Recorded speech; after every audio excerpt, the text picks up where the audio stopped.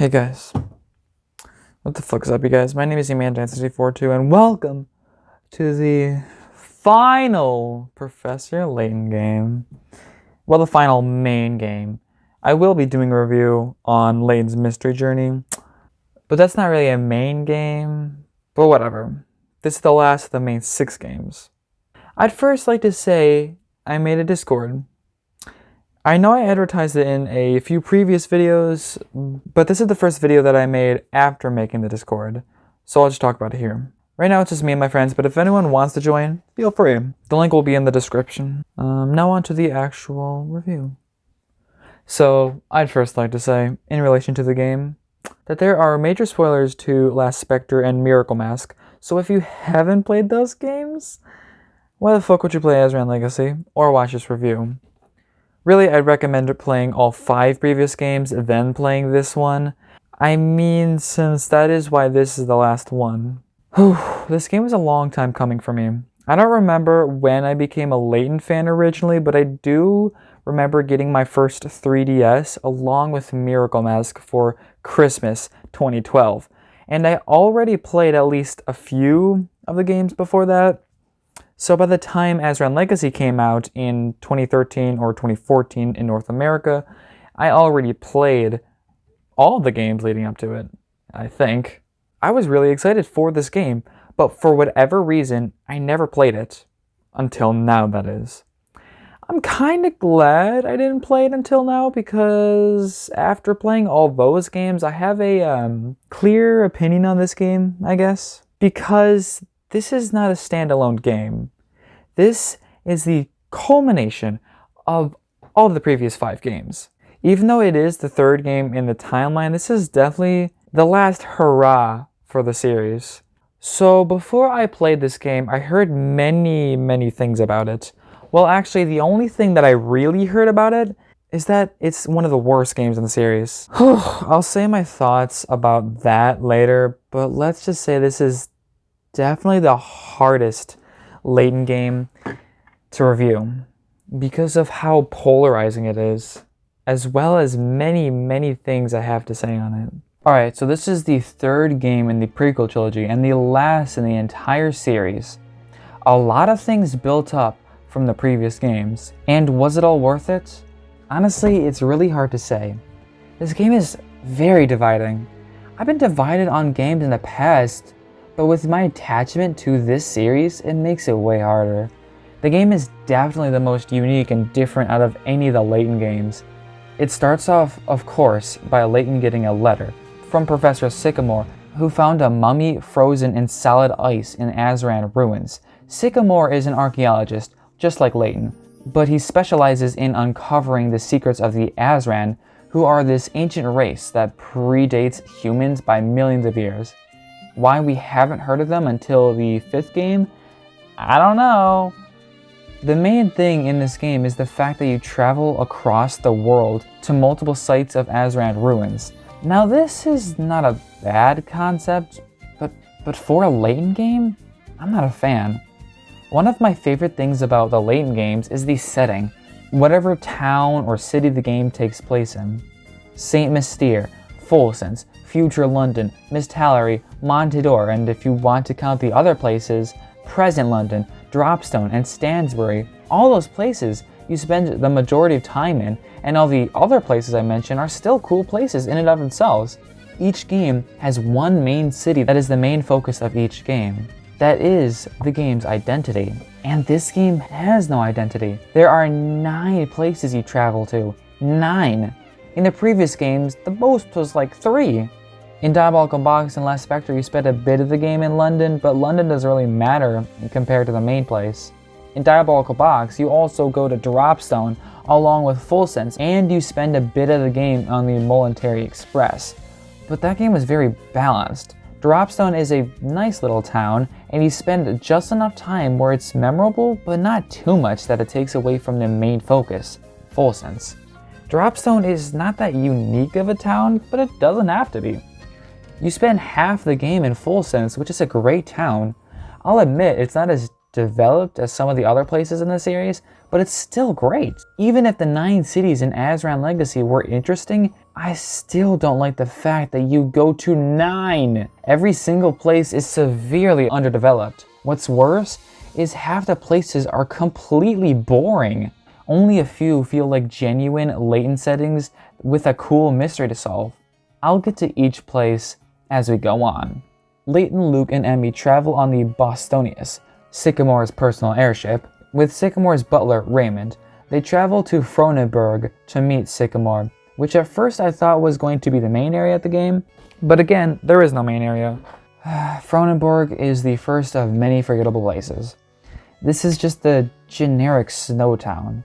I personally really like snowy places, so I guess I like this over some of the other forgettable ones, but this place is completely boring and uninteresting, besides the mummy. So Layton and the gang head to Fronenberg, where they run into a few thugs from the corporation known as Targent. Targent was teased at the end of Miracle Mask. Targent is a large criminal organization that's main goal is to solve the mystery of the Azran, using corrupt methods. Targent plays a big role in this game, a big role.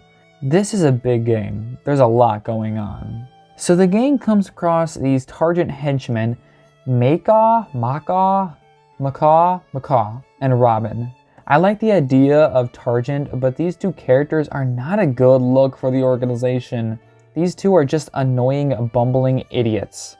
So they do absolutely nothing and the gang just moves on. They get to the cave with the mummy in it. They can tell she's alive from the gradient in the ice caused by her body heat. Now, a million-year-old mummy is cool, but it's not Layton game worthy. The real mystery comes from the Azran civilization and Targent. Now, like I said, there is a lot going on in this game, and I mean a lot. I like Unwanted Future for how large this story is compared to the other games, but compared to this game, it feels like there's too much going on. I feel this game is way too grand in scope to be a Layton game. All the previous games feel a bit grounded along with the sense of wackiness that makes these games fun. I feel this game, first off, feels more like, I don't know, some adventure game with a corrupt government and an ancient civilization, more than a Layton game, where the craziest thing that happened in the series is time travel is proved to be somewhat possible, and even then it was never proven that time travel was even actually possible. Also, this game takes itself way too seriously, and also not serious enough. The beginning and the end are very serious, but the middle part, which is most of the game, acts like nothing is happening at all. So they break her out of the ice and Targent comes to kidnap her. She kinda wakes up and is taken by Targent. They escape, but the gang follows them with the Bostonius. You play this minigame where you have to shoot down missiles. I mean, sounds fun, right? Not really. It's kinda boring and dumb, plus you have to do math. I mean, I have no problem with math in the actual puzzles, but those are actually fun. You just do basic math here and it's boring. So you catch up to Targent's ship and Layton and Luke board it. Once on it, they're stopped by Macaw, but still manage to get by. They meet with the leader of Targent, Leon Bronev. This was the old man who was at the reunion at the end of Miracle Mask. The girl gets angry and makes some big boom damaging the ship. While Bronev is distracted, they take the girl back. This part of the game is pretty tense and cool and important, right? Setting up the rest of the game like it's going to be all important stuff, right? Think again. Just wait. Layton and Luke escape from the ship and land in this forest right outside of the town known as Cod. A kinda actually interesting town, as this kinda poor seaside town. The problems with Cod are, well, like every single other town of the game, you are barely in the town, and it's only important for a bit of the game. You know how I said it's like a rundown poor town? Yeah, well, the other two places that are actually interesting in this game are also rundown poor places. So they meet back up with a girl on this lake that the characters for some reason can stand on. And she does some cool magic stuff and it makes the water part ways to reveal ancient Azran ruins. It's revealed that this girl, whose actual name is Aurora, was some sort of messenger sent by the Azran.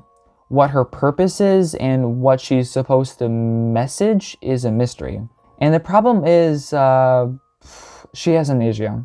I know characters having amnesia was built to death at this point, but Aurora was trapped in ice for what Sycamore theorizes to be a million years, so it makes sense. The walls in the ruins reveal 5 Azran eggs that are scattered around the world. The gang decides to follow the coordinates and find the eggs. That's right, this game is a fetch quest. You have to travel to 5 pretty uninteresting locations to find these Azran eggs. I hate this way of writing. It's so disappointing that this game relied so heavily on these MacGuffins.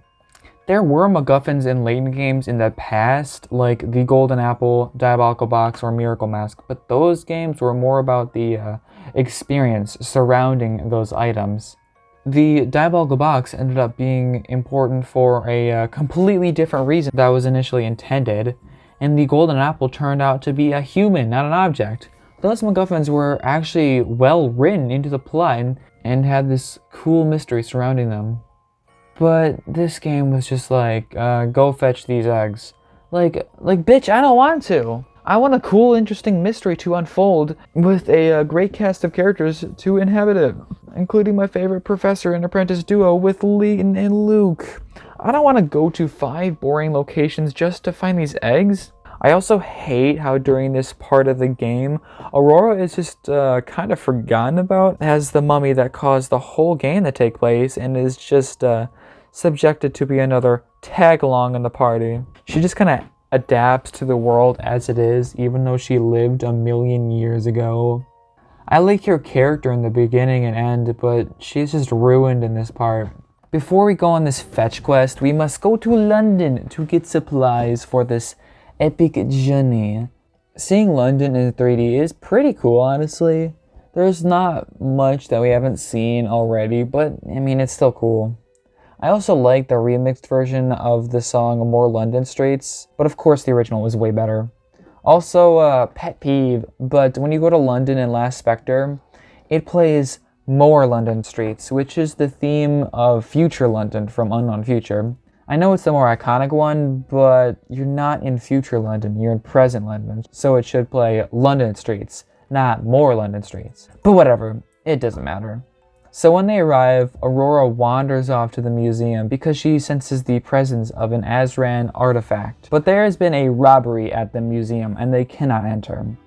But they meet up with Luke's dad, Clark, so they can enter. He's not really important, but I was still happy to see him. So they find out that the Azran artifact was stolen, but was found by someone in this Scotland Yard.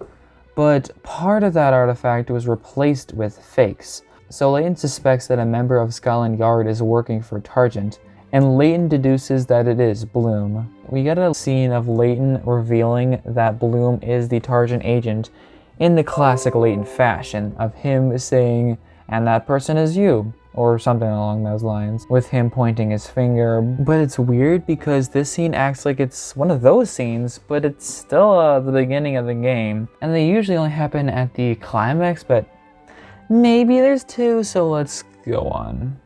I kind of wish Bloom was more important in this game because he was kind of important in Miracle Mask, and it was exciting that he was the Targent agent, but after this he is arrested and completely forgotten about. I wish there were more Targent people because besides Broniv, there's only a few henchmen and that's it. And plus, Bloom was not really important at all. His whole character feels pretty unimportant. We also get to see the Golden Garden, or the Garden of Healing, and the City of Harmon mentioned again. They were mentioned as Azran sites, and that's pretty cool. Especially since the City of Harmony is from the Eternal Diva, the movie Eternal Diva. I forgot that place was from the movie when it was mentioned in the last game, but when it was mentioned again in this game and I thought about it, I realized it was from the movie. And that's really cool. It was really cool until the 3 places that were teased in the last game turned out to be kind of completely pointless. They were practically just Azran locations and that's it. Nothing more. So before they leave on their adventure, we see Layton's parents show up, which I actually really like. The only time we've seen them before was in the flashback parts of Miracle Mask. We've never seen them in the present, making this moment in this game feel kind of really special. But what follows is not special. So this is the main meat of the game. The 5 places where the Azran eggs reside. You can go to the 5 in any order you want, which is cool, but a Layton game being non-linear is just so weird to me. Like, it shouldn't exist. The first location you visit is the village of Fongji. I fucking hate Fongji. It is the only place in any Layton game that I actually dislike. The whole village are these idiotic mushroom people whose civilization is clearly not up to date with the modern technology of the Layton series. Fongji is so out of place in the Layton universe. Why does this place exist? All 5 places have some little problems that you need to fix.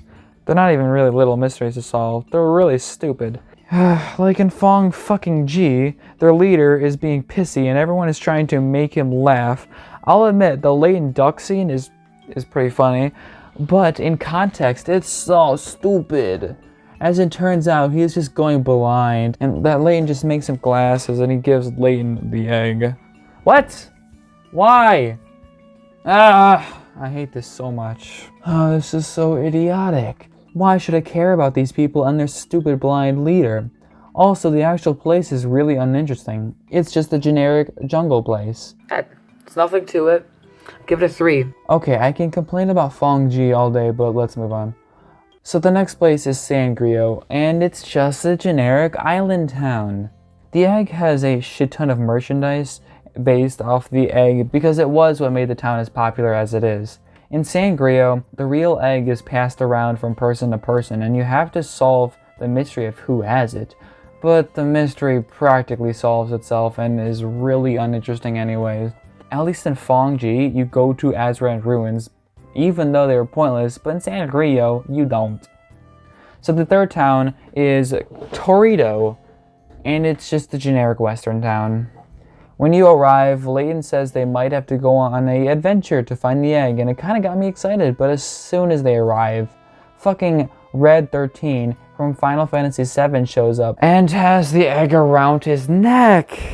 They go to the ruins where he resides, and he says he's looking for the girl who saved his life because he thinks he's going to die. So they find the girl, but it's not actually the girl, but the girl is her grandmother who looked just like her when she was her age.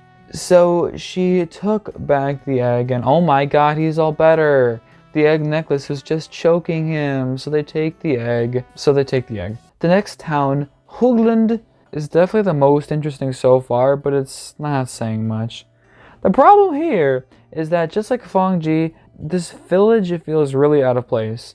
The people of this village believe in this wind god known as their Dragon Lord.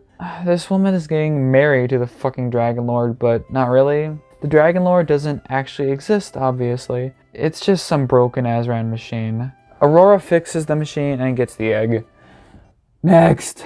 The last city, Mausinia, is kinda interesting actually. The actual town is kinda cool, but like I said earlier, it's just a poor city.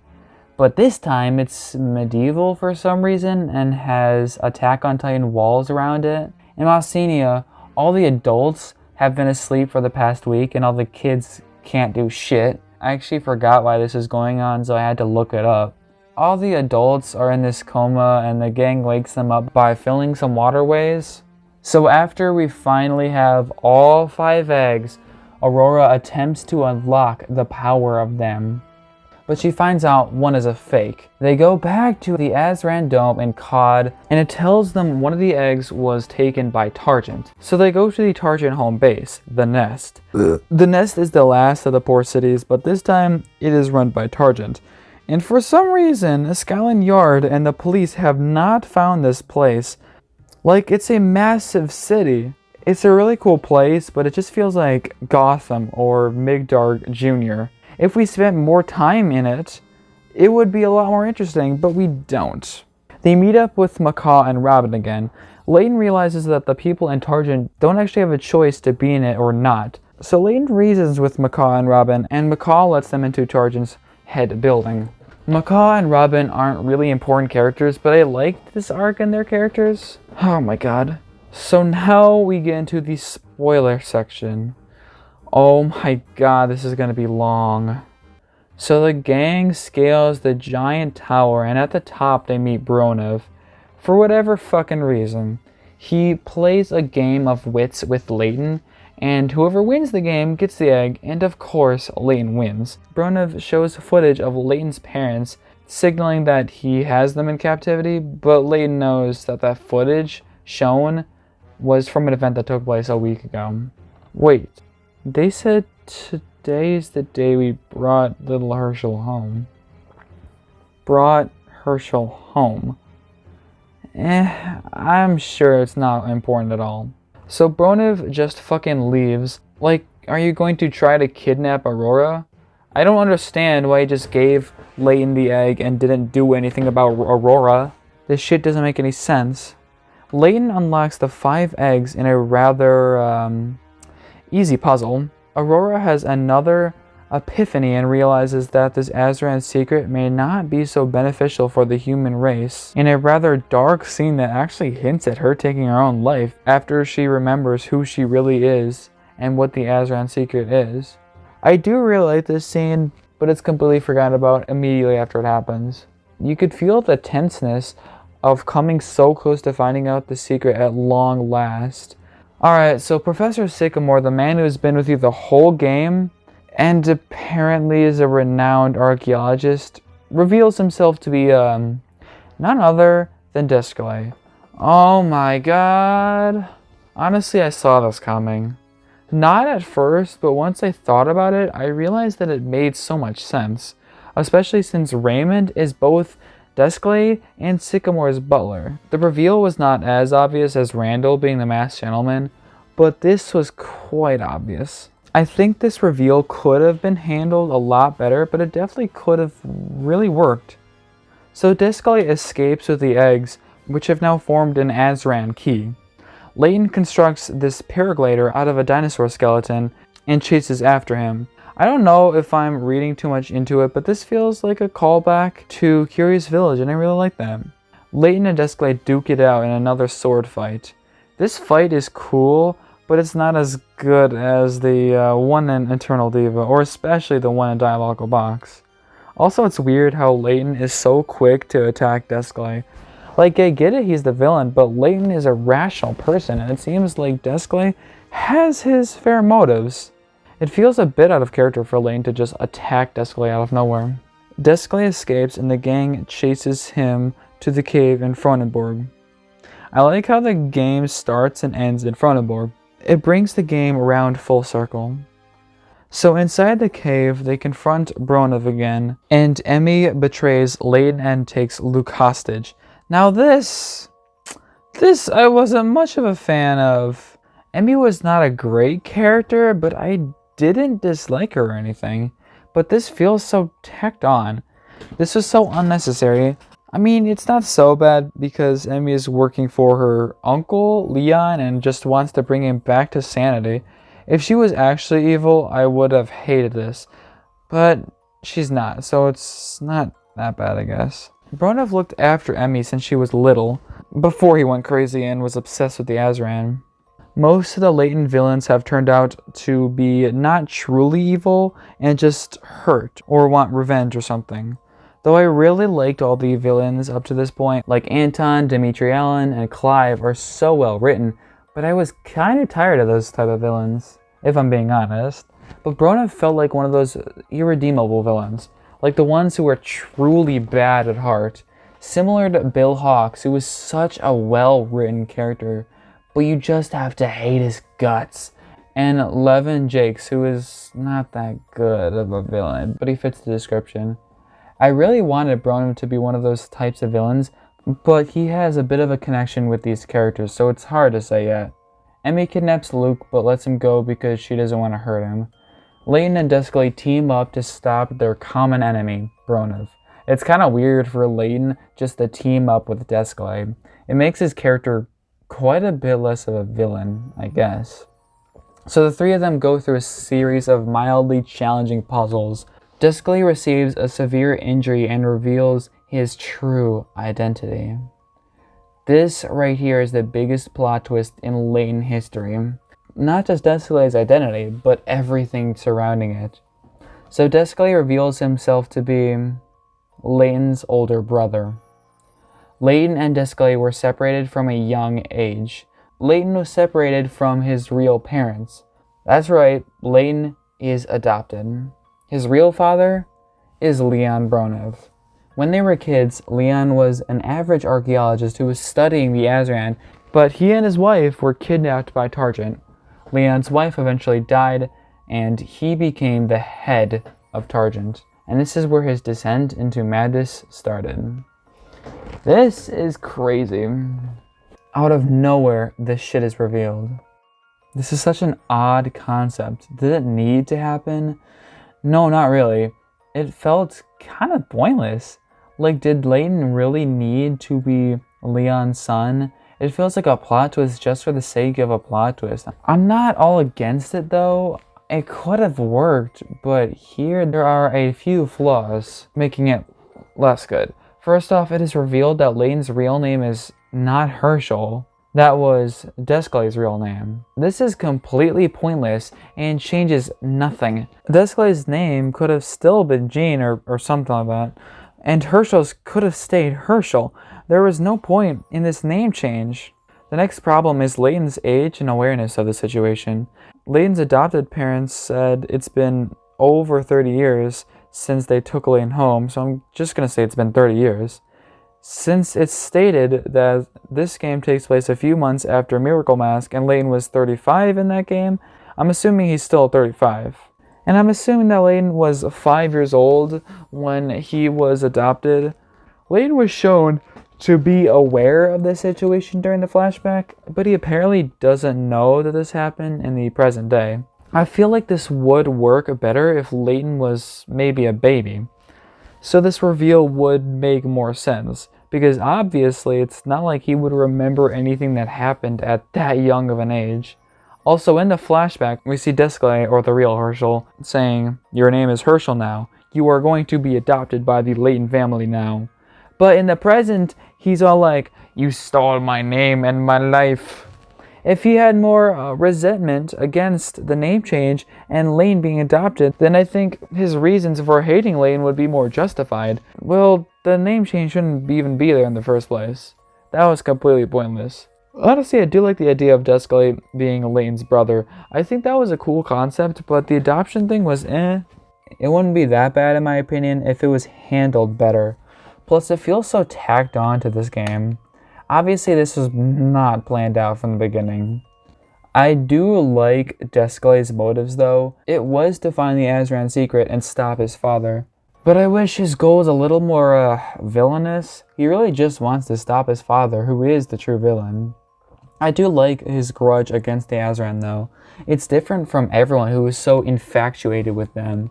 But Descale's hatred for the Azran is justified though, since it's what took his parents and split apart his family.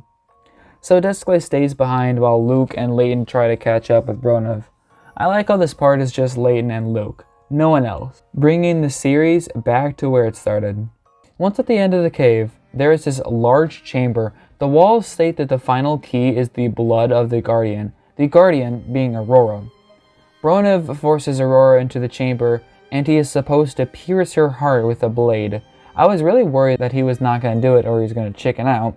But after hesitating for a second, Bronev shoves the sword into the key slot, right into Aurora's heart. Okay, I was kind of worried about Bronev being redeemed, but this scene reassures that he is far, far gone. It actually came as a shock to me when he did it. The Azran Sanctuary then rises out of the fucking ground. As it turns out, the Azran Legacy is not a source for power, but it's the resting place of these golems. Here we got a bit of a history lesson on the Azran. As we know, the Azran were a very advanced ancient race, but they became so advanced that they viewed basic everyday tasks as beneath them. So they built robots known as golems to do those tasks for them. But they built the golems with real feelings and emotions, and surprise, surprise, they decided to revolt against the Azran, killing them all except for Aurora, who is frozen as the messenger of the Azran, along with the golems. Aurora herself is actually a golem too, who was built to judge the human race, and by them uncovering the Azran legacy, the golems start attacking the city. They are back to ruin the human race, just like they did with the Azran. Bronov spent his life trying to uncover the Azran legacy. He lost his wife and his kids because of it. It's sad to see him come to terms with the fact that he wasted his entire life when all it would do is bring turmoil to humanity. Even though he's a terrible person, now at least, you see him truly distraught at what just happened. Even though he wasted his whole life on this, you can feel bad for him. I like that he's written in this way that he is not deserving to be felt bad for. He is not a good person, and he stays that way. Aurora says the only way to stop the golems is if they block the beams of light reflecting off the crystals. This would stop the golems. The only problem with this is that it would kill them all. Desclée comes back to help him too. Aurora tries to help herself, but couldn't because she is an Azran. Bronov decides to step in and sacrifice himself too. We see all 5 characters in agony as they sacrifice themselves. Honestly, this was kind of heart-wrenching. Just seeing these people scream in agony is like, it's sad. It's not the saddest scene in Layton by far, but it felt sad. The characters block the light and the golems are rendered useless. But just as Aurora said, everyone's dead. Aurora then prayed to the Azran gods or something, and everyone magically wakes up. I liked the scene before, but this is pretty dumb.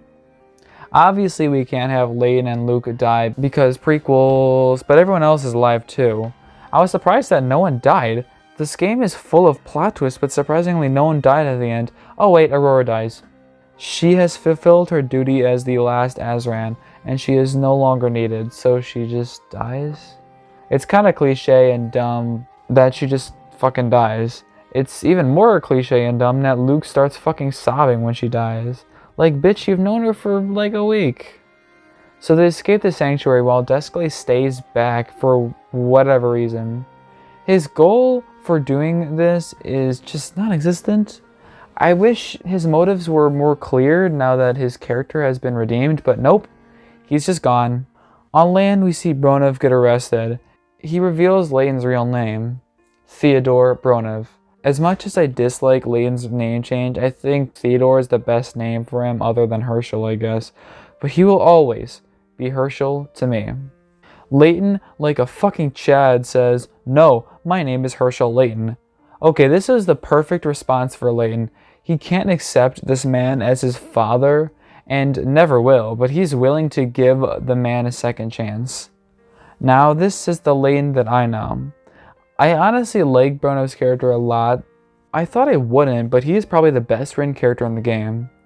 I like his backstory, and I like how he is not exactly redeemed, but he's not exactly pure evil either. He's definitely too far to be back to himself again, but he's still not pure evil. We see Desclée fly away, going wherever the wind takes him. I wish we didn't see him in full costume, because why does he still need to have this persona if his goals were already accomplished? I like the uncertainty of this character's future, but I wish we saw a little more foresight to what he would be doing in the future. I feel like Desclée was not written the greatest in this game. I like his backstory for the most part, but his role in this game was really lacking. He barely did anything in the game, and even as Sycamore, besides discovering Aurora, all he really was another tag-along. That's really disappointing for Desclée. The previous 2 games hyped him up as this huge, awesome villain with this huge, awesome mystery behind him, but his character was not used well in this game, honestly.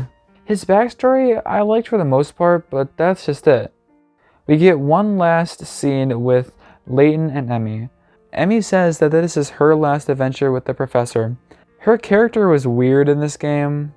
She was a fine character before, but she did not need to work for Bronov. That was pretty pointless. So she leaves after saying Luke is the perfect candidate for Layton's new assistant. I actually really like that she said that. Luke is a very important part of the series, and I feel like in this game more than others, it was too crowded with many other characters, and not enough focus was on the dynamic duo that the original trilogy built so well. After the credits, we see the opening scene of Curious Village, which was so cool to see. It really brings the whole series around full circle.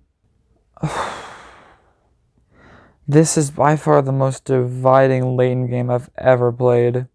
And if I'm being fully honest, in my opinion, it's the worst. This game had a really good concept, but it does not work in a Layton game. There is way too much going on, and it's not executed as well as it needed to be.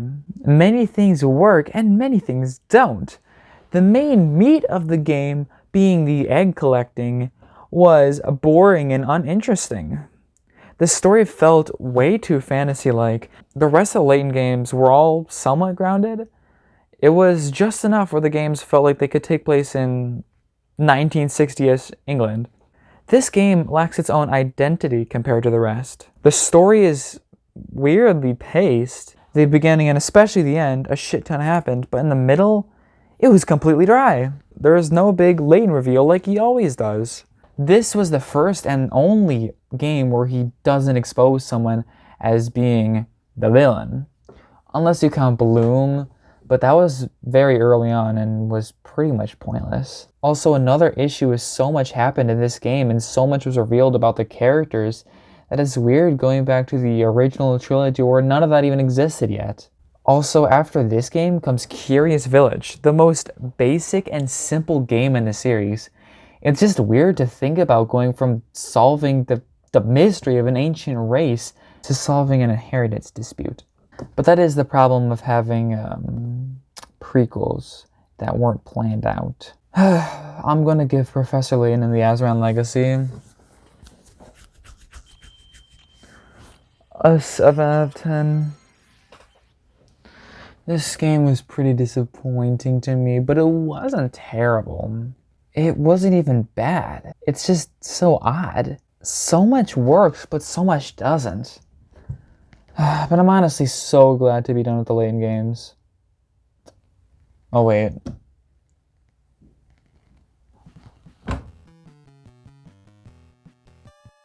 I have one more.